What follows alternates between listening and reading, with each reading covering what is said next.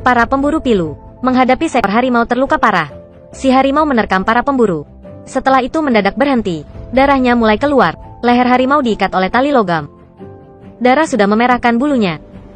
Tali logam buatnya susah bernafas. Si kapten mendekatinya. Satu orang satu harimau. Empat mata lihat melihat. Si harimau tampak sengit. Setelah itu ke samping dua ekor anak harimau. Setelah itu berusaha ketidakadilan. Para pemburu ini pasti sangat kejam. Mereka memakai anaknya untuk menggodanya.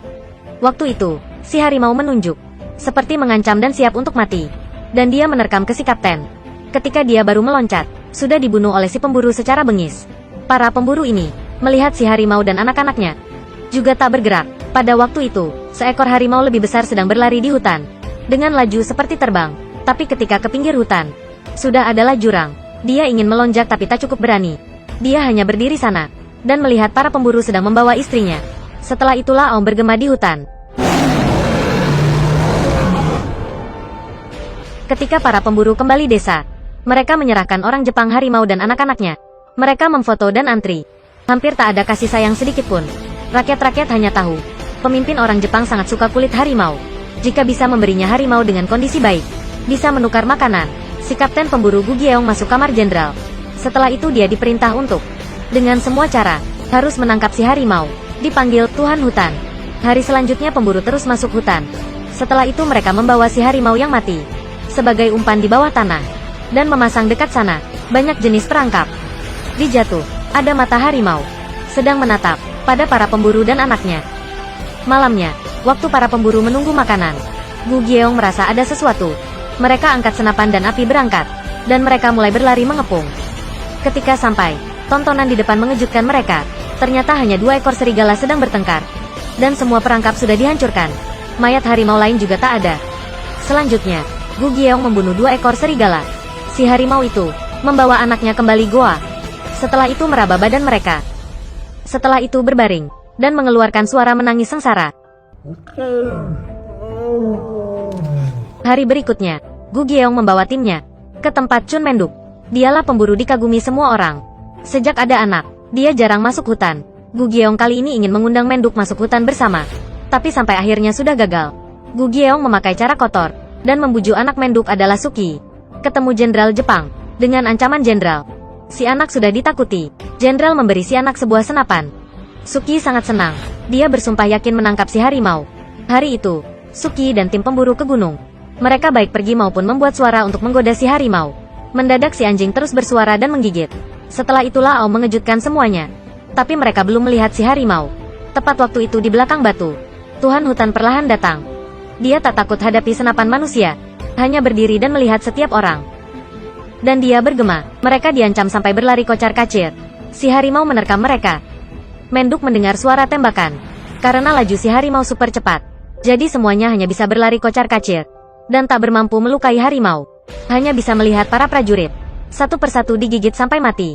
Suki di belakang pohon tak berani bersuara. Terus satu Aum lagi. Dan hutan menjadi terdiam. Si harimau perlahan ke tempat Suki. Tapi anehnya, dia melewati Suki. Tidak menyakitinya. Tapi yang tak terduga, di belakang Suki ada orang terluka. Mendadak berdiri. Dia membidik pada si harimau. Hal ini membuat si harimau bersiap menerkamnya. Tapi Suki berpikir si harimau menyerangnya. Jadi pertahanan. Dia mengeluarkan nalurinya. Ketika tim dua para pemburu datang, melihat banyak mayat di tanah, tapi tak melihat jejak harimau.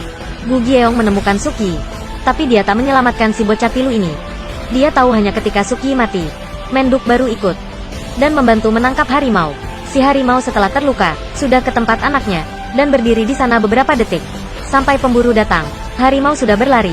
Hanya ada darah merah. Sampai malam, serigala lapar sudah datang dan berniat memakan Suki. Tepat waktu itu Tuhan Hutan muncul dan mengusir para serigala hindari Suki. Dan perlahan mendekati Suki. Si harimau melihat serigala. Si serigala ketua menerkam. Sudah ditekan oleh Tuhan Hutan.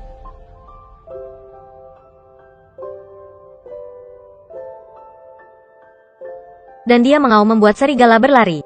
Waktu itu Menduk di rumah. Dia sedang menangis karena kehilangan anak. Waktu itu matanya menjadi sangat dingin.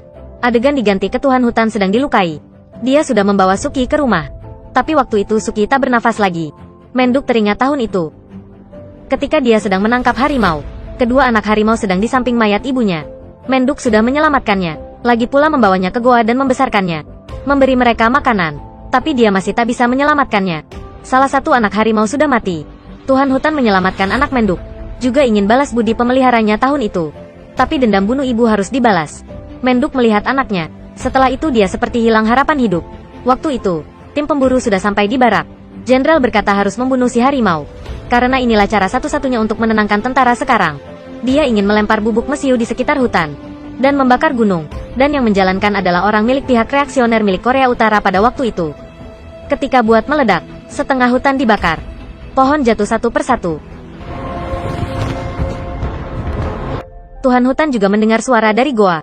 Para prajurit di luar hanya melihat binatang akan menembak. Tak usah tahu harimau atau enggak. Dalam beberapa jam, hutan sudah menjadi tempat kuburan. Semua binatang di bawah tembakan manusia sudah dibunuh. Tuhan hutan perlahan keluar goa. Ketika nyawa diancam, dia tak bisa tak melawan. Mendadak seorang prajurit diserang. Mereka tak tahu di mana musuhnya. Laju si harimau sangat cepat. Hanya ada bayangan melewat. Jeritan pilu manusia akan berbunyi. Dan mayat manusia terus jatuh. Para prajurit Jepang tak tahu bahwa kucing besar bisa manjat pohon. Karena tempat mereka, tak ada binatang ini. Satu persatu orang diserang Tuhan hutan. Seluruh tim sekarang tak ada siapa. Si Gu Gyeong Surveillance. Sudah ditemukan si harimau. Setelah itu, satu peluru dimasuki kepalanya. Para pemburu mulai mengikat lehernya. Sekarang kekuatannya hampir habis. Bahkan berdiri juga susah. Tapi dia belum menyerah. Sebelum waktu Gu Gyeong menembak, si harimau menerkam. Satu tamparan buat Gu Gyeong terbang. Dia siap mengambil senapan. Si harimau sudah menangkapnya. Dan gila membocorkan badannya. Setelah menggigitnya menjadi dua bagian. Dan mengaum dan pergi. Pada malam, Menduk sedang buat permakaman untuk anaknya. Setelah itu dia mendengar suara bernafas di luar. Dia masuk hutan dan menemukan Tuhan hutan. Si harimau berdiri dan masuk hutan. Menduk membakar sendiri rumahnya. Dan berangkat balas dendam. Sisi lain, Jenderal Jepang ketika tahu sangat marah. Dia tak bisa terima hal prajuritnya. Impoten begitu. Dia terus menyuruh prajurit. Dan menyuruh prajurit melawati gunung sungai. Untuk mencari harimau. Dan harimau di sini sudah membawa mayat anaknya.